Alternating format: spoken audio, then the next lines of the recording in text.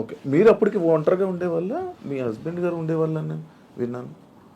లేదు, పాలిటిక్స్కి వచ్చిన తర్వాత కొద్ది రోజుల తర్వాత ఈవిడ డిస్టర్బెన్సెస్ వల్ల నేను కొంచెం ఒంటరిగా ఉండడం జరిగింది. ఓకే. ఈయన గురించి ఒంటరిగా ఉండడం స్టార్ట్ చేశారు, లేకపోతే లేదు, ఆవిడ వలన నేను నా ఫ్యామిలీకి దూరమే ఒంటరిగా ఉండటం జరిగింది. ఓకే. మీ ఎక్స్ హస్బెండ్తో నేను ప్రాబ్లమ్స్ ఏం లేవా మీకు? ప్రాబ్లమ్స్ అంటూ పెద్దగా లేవు, కానీ డిస్టర్బెన్సెస్ అంటూ ఉన్నాయి. అంటే తను ఎప్పుడు ఫారెన్లోనే ఉంటారు, తను ఎప్పుడు ఇండియాకి రావడానికి ఇష్టపడేవారు కాదు. నాకు ఫారెన్కి వెళ్ళడం ఇష్టం లేదు, నాకు ఎప్పుడు ఇండియాలో ఉండటం ఇష్టం. సో మేము ఎంత రిక్వెస్ట్ చేసినా వచ్చేవాళ్ళు కాదు. ఫ్యామిలీకి ప్రిఫరెన్స్ కంటే తను ఎక్కువ మనీకి ప్రిఫరెన్స్ ఇచ్చేవాళ్ళు. మేము చాలాసార్లు అడిగాం, ఇలా నాకు లోన్లీగా ఉండడం ఇష్టం లేదు, మీరు వచ్చి ఫ్యామిలీతోనే ఉండండి అని. తను ఒప్పుకునే వాళ్ళు కాదు. సో అలా మా మధ్యన డిస్టర్బెన్సెస్ పెరిగాయి. వాని వల్ల ఇంకొంచెం పెరిగి ఇంక సెపరేట్ అవుదామని నిర్ణయించుకున్నాం. ఓకే. మీ ఇద్దరు కలవడానికి రీజన్ ఎవరు, అసలు ముఖ్య కారణం ఎవరు? అంటే మీ ఇద్దరు పరిస్థితులు ప్రభావాలు అవసరం. పరిస్థితులు ప్రేమ కాదా? ప్రేమ కూడా పరిస్థితుల వల్ల మేము కలిసిన తర్వాత మా మధ్యలో ప్రేమ మొదలైంది. ఓకే. ఆ ప్రేమ కోస్తా ఎక్కువైంది. పలాసలో నేను ఉండేటప్పుడు ఎలా పోతే నాకెందుకు, నా కుటుంబ రాజకీయాల్లో తీసుకెళ్లి నన్ను స్పాయిల్ చేశారు, నా క్యారెక్టర్ అసాసినేషన్ చేశారని వాళ్ళ ఇంట్లో తను ఉండిపోవచ్చు, లేకపోతే తను నిర్ణయం తీసుకోవచ్చు. ఇంకా నన్ను పాపం ఒంటరిని చేస్తారు, ఆయన వెళ్ళి పలాసలో ఉన్నాడు, ఎలా భోజనం చేస్తున్నాడు, ఎక్కడికి వెళ్తున్నాడు, ఆయన కార్లు ఏంటి, ఆయన మనుషులు ఏంటి, ఆయన ఎక్కడ ఉండాలి, ఇవన్నీ చూడవలసిన అవసరం తనకేంటి? ఏంటి అవసరం? నాకేమైనా ఆస్తులు ఉన్నాయా, అంతస్తులు ఉన్నాయా, లేకపోతే పవర్ ఉందా, లేకపోతే ఏముందని చెయ్యాలి. కానీ అక్కడ ఏంటంటే ఒక తోటి మనిషిగా అభిమానం చూపించింది తను. నేను ఇబ్బందుల్లో ఉండేటప్పుడు నా కోసం ఇంత బాధ్యత వహించినటువంటి అమ్మాయిగా, తను నష్టపోతూ నా కోసం నిలబడినటువంటి అమ్మాయిగా నాకు కూడా ఒక ఏ ప్రేమనైతే కోల్పోయినాను జీవితంలో, ఆ ప్రేమ నేను ఆమె దగ్గర పొందాను. సో ఇది నేను అనుకుంటాను గత జన్మ సుకృతం. ఏది కూడా ఊరికే రాదు, జన్మలో అనుబంధం అది కంటిన్యూషన్ వస్తుంది. గత జన్మలో అక్కడ తాగింది, ఇప్పుడు ఇక్కడతో కంటిన్యూ అవుతుంది. అని మీరు గత జన్మలో కూడా మనిషిగా వచ్చారంటారా? ఇప్పుడు రెండు ఉంటాయి సార్. కృష్ణ పరమాత్ముడు చెప్పినట్టు కర్మ సిద్ధాంతం ఒకటి ఉంటుంది. ABCD గత జన్మలో నేర్చుకున్నాం అనుకోండి, EFGHL ఎక్కడి నుంచి స్టార్ట్ చేస్తాం. అంటే ఈ నుంచి ఎలా స్టార్ట్ చేస్తామంటే ABCD గత జన్మలో నేర్చుకున్నటువంటి ఆ కంటిన్యూషన్ అనేది ఈ జన్మకు ఉంటుంది అన్నది ఖచ్చితంగా గత జన్మ సుకృతాలు, గత జన్మ వ్యవహారాలే ఈ జన్మ కొనసాగింపుగా ఉంటాయని కృష్ణ పరమాత్ముడు చెప్పింది, గీతలో కూడా చెప్పినటువంటిది. అది ఒకవైపు నమ్మితే అది నిజం. నేను కర్మ సిద్ధాంతాన్ని నమ్ముతాను కాబట్టి అది నిజం. లేదు సైంటిఫిక్గా వెళ్ళాం అనుకోండి, ఇట్స్ ఎ కెమికల్ రియాక్షన్, రసాయనిక చర్య. మనిషికి మధ్యన జరిగినటువంటి ఆలోచనలు, కలయికలు, ఆ పరిస్థితుల ప్రభావాలు బట్టి ఒక మనిషి మీద ఒక మనిషికి ఆకర్షణ, కోపము, వ్యతిరేకత, రకరకాల భావాలు ఎందుకు కలుగుతాయంటే రసాయనిక చర్యల వల్లే కలుగుతాయి. అలా అని కూడా అనుకోవచ్చు. సైన్స్ ఎప్పుడైనా కలగొచ్చు అంటారా? కలగచ్చు అంతే. ఏ మనిషి ఎప్పుడు ఎలా మారుతారో, ఎప్పుడు శత్రువులు అవుతారో, ఎప్పుడు మిత్రులు అవుతారో, ఎప్పుడు ఏ రకంగా మారుతాం అన్నది ఇదంతా మనిషికి మధ్యన ఉండేది కెమికల్ బ్యాలెన్స్. అది ఇంబ్యాలెన్స్ అయితే ఇంకో రకంగా మారుతాం, వైలెంట్ గా మారుతాం.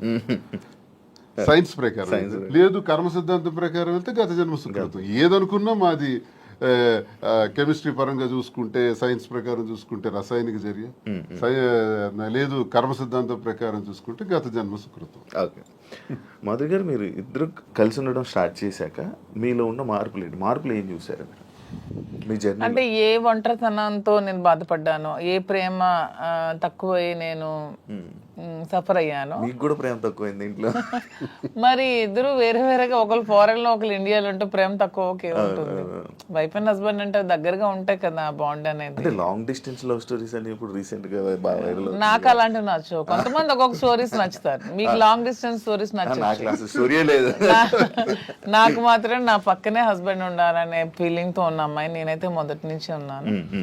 సో నాకు ఏ రోజైతే నేను శ్రీనివాస్ గారితో నా లైఫ్ స్టార్ట్ చేశానో, నా జర్నీ, అప్పటి నుంచి నాకు హ్యాపీనెస్ కానీ, మీరు అన్నట్టు నా ఒంటరితనం పోయి నాకు అంటూ ఒక తోడు దొరికింది, హ్యాపీగా ఉన్నాను.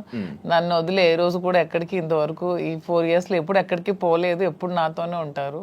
ఎక్కడికి వెళ్ళినా ఇద్దరం కలిసే ట్రావెల్ చేస్తాం, ఏ పనైనా ఇద్దరం కలిసే చేస్తాం.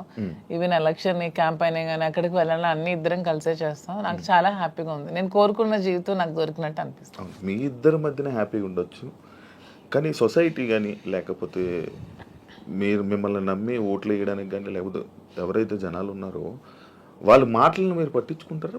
సొసైటీకి మా వల్ల వచ్చిన ఇబ్బంది ఏంటి నాకు అర్థం కాదు. అంటే మీరు ఏం చూపిద్దామని అనుకుంటున్నారు? ఏం చూపిద్దాం? ఒక హస్బెండ్ తో డిఫరెంట్ ఒక అమ్మాయి, ఒక వైఫ్ తో డిఫరెంట్ అబ్బాయి కలిసి ఇంకొక పెళ్లి చేసుకుంటున్నాం. దానికి ఇంకేం చూపించాలనుకుంటున్నారు ఎవరైనా? దీంట్లో ఏం చూపిద్దాం అని మీరు అనుకుంటున్నారు? ఎందుకు మీరందరికీ మీకు ఇది నెగిటివ్ కనిపిస్తోంది? నాకు నా హస్బెండ్ తో డిఫరెన్సెస్ ఉన్నాయి, ఇతనికి ఈమె వైఫ్ తో డిఫరెన్సెస్ ఉన్నాయి. సో మా ఇద్దరం కలిపి ఒకటయ్యాం. దానిలో తప్పు ఉంది. ఎంతమంది సెకండ్ మ్యారేజ్ చేసుకోవట్లేదు, 3-4 పెళ్లిళ్ళు చేసుకుంటున్నారు. మేము 2వ పెళ్లి చేసుకున్నాం. దీంట్లో ఎందుకు అంత చెప్పకుండా చేసుకుంటున్నారు? 3 పెళ్లిళ్ళు 4 పెళ్లిళ్ళు చేసుకుంటున్నారు. పెళ్లిలో ఒక ప్రెగ్నెంట్లు చేస్తున్నారు, పిల్లల్ని కనేస్తున్నారు, వదిలేస్తున్నారు, వీధిని పడేస్తున్నారు. మేము అవేమీ చేయలేదు. మేము మాకు డిఫరెన్సెస్ ఉన్నాయి, వీళ్ళకి డిఫరెన్స్ ఉన్నాయి. మా పబ్లిక్ చెప్పాం, మా ప్రజలకు చెప్పాం, మా ప్రజలకు చెప్పే మేము మొన్న ఎలక్షన్ చేసాం. ఎలక్షన్ లో నేనే దగ్గరుండి చేశాను. వాళ్ళకి అన్ని నా గురించి తెలుసు. మా ఇద్దరిని దగ్గరుండి చేసాం. మా పిల్లల్ని చూసుకున్నాం, వీళ్ళ పిల్లలు పెళ్లి చేస్తారు, వీళ్ళ పిల్లలు సెటిల్మెంట్లు చదివించుకున్నాం. మేము గాలికి వదిలేదు కుటుంబాలకి. వీళ్ళ కుటుంబానికి ఆస్తి మొత్తం ఇచ్చేస్తున్నాడు, రోడ్డు మీదకి వచ్చారు. నేను నా తల్లిదండ్రుల ఆస్తితో నేను ఉన్నాను.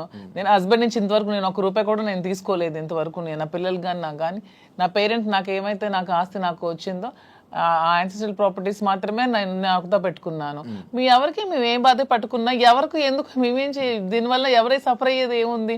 తిరిగి పైగా మా కార్యకర్తలు, మా ప్రజలు మీరు వచ్చి మైక్ పెట్టండి, చాలా చాలా హ్యాపీగా ఉన్నారు. ఎందుకంటే శ్రీనివాస్ గారి ఇంటికి వెళ్ళినప్పుడు ఏదైతే వాళ్ళకి లోటు ఉండేదో, అంటే వాణి సరిగ్గా చూసుకునేది కాదు, ఈవెన్ మంచినీళ్ళు కూడా ఇచ్చేది కాదు. హస్బెండ్కే చూడదు ఆమె, ప్రజలకి ఏం చూస్తుంది? ఇప్పుడు అదేమీ లేదు. నేను ప్రతి ఒక్క కార్యకర్తకి బాగా చూసుకుంటానని వాళ్ళకి నమ్మకం కలిగి నా దగ్గర రావడం స్టార్ట్ చేశారు. నాతో ట్రావెల్ చేస్తున్నారు, నన్ను అభిమానిస్తున్నారు, ఆదరిస్తున్నారు, నన్ను అమ్మలాగా చూసుకుంటున్నారు అందరూ కూడా. ఇప్పుడు 22లో ఈ గొడవ స్టార్ట్ అయింది. 24లో నేను ఎమ్మెల్యే పోటీ చేశాను. నా మీద పోటీ చేసి గెలిచినటువంటి అచ్చెన్నాయుడు రాష్ట్ర తెలుగుదేశం పార్టీ అధ్యక్షుడు ఎన్నికల ముందు ఏం చెప్పాడు? రాష్ట్రంలో హైయెస్ట్ మెజారిటీ నాదే, అబౌట్ 70,000 ఓట్స్ అన్నాడు. నిజానికి కూటమి ప్రభుత్వంలో ఎవడు నామినేషన్ వేసినా 40,000, 50,000, 60,000తో గెలిచారు. మా జిల్లాలోనే 4 ఎమ్మెల్యేలు కొత్తోళ్ళు, మొక్కం తెలియనోళ్ళు కూడా. ధర్మాన ప్రసాద్ లాంటి వ్యక్తి మీద కూడా 3 రోజుల ముందు వచ్చి నామినేషన్ వేసి 54,000 మెజార్టీతో గెలిచాడు. మరి అచ్చెన్నాయుడు ఎంతో గెలవాలి? కనీసం 70తో గెలవాలి కదా. 30, నా 73,000 ఓట్లు. ఇవన్నీ తెలిసి ప్రజలు నాకెందుకు ఇంకా నైతికంగా బలంగానే ఉంచారు. నైతికంగా అచ్చెన్నాయుడు ఓడిపోయినట్టే. కిందోళ్ళందరికి ఒక్క 15 రోజుల ముందు వచ్చిన వాళ్ళందరికి కూడా 40,000, 50,000 మెజారిటీలు వచ్చి నీకేం 30,000? అంటే ప్రజలే 1,000 వ్యతిరేకించుంటే అచ్చెన్నాయుడికి 70,000 రావాలి కదా. ఇంత వేవ్ లో కూడా అచ్చెన్నాయుడు అతి తక్కువ ఓట్ల తేడాతో గెలిచాడు కదా. సో నేను గతసారి ఎంపీకి పోయినా 3,100 తేడా నాది. వాళ్ళకి మాకు ఎప్పుడు వెరీ లెస్ మార్జిన్, 3,000, 3,500. సో ప్రజలు బుద్ధి చెప్పాలంటే ఓట్లతోనే చెప్పేవాళ్ళు కదా. వీడు ఇలాంటోడు సంఘ వ్యతిరేకమైన పని చేసాడు, కొట్టండి అనుకుంటే నాకు 20-30,000 ఓట్లకి తగ్గి కుదించేసి ఆయనకు 1,00,000 మెజారిటీ ఇవ్వచ్చు. జరగల ఇంత వేవ్ లో కూడా. అదే మాకు ప్రజలు. అయినా పర్సనల్ లైఫ్ ని ప్రైవేట్ లైఫ్ కి ఏంటి సంబంధం అండి? ఇది మా ఫ్యామిలీస్ మధ్యలో ఉన్న డిస్టర్బెన్సెస్ తో మేము ఒకటే. పర్సనల్ లైఫ్ ప్రైవేట్ రహస్యంగా ఉంటూ అబద్ధాలు ఎవడైతే ఆడతాడో వాడు దొంగ.